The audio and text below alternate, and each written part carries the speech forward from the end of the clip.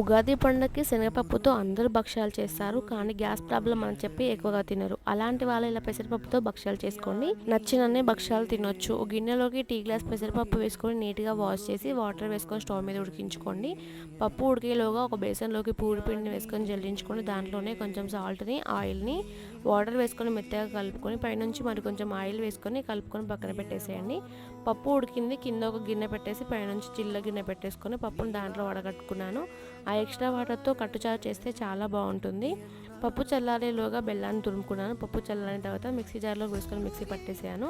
Stove మీద pan పెట్టుకొని బెల్లాన్ని వేసుకొని మెల్ట్ చేయాలి. టీ గ్లాస్ పప్పుకి టీ గ్లాస్ బెల్లం అయితే కరెక్ట్గా సరిపోతుంది. బెల్లం మెల్ట్ అయినాక పప్పు పేస్ట్ వేసుకొని అంతా మిక్స్ చేసుకున్నామంటే 2-3 నిమిషాలకు గట్టిగా అయిపోతుంది. తర్వాత మందంగా ఉన్న కవర్ తీసుకొని ఆయిల్ అప్లై చేసి పిండి ముద్దను పెట్టేసి వెడల్పుగా ఒత్తుకొని మధ్యలో పప్పు బుండను పెట్టేసి పిండిని అంతా కవర్ చేసుకొని వెడల్పుగా ఒత్తుకొని హీట్ అయిన ప్యాన్ మీద వేసి నెయ్యి వేసుకొని కాల్చుకోవడమే.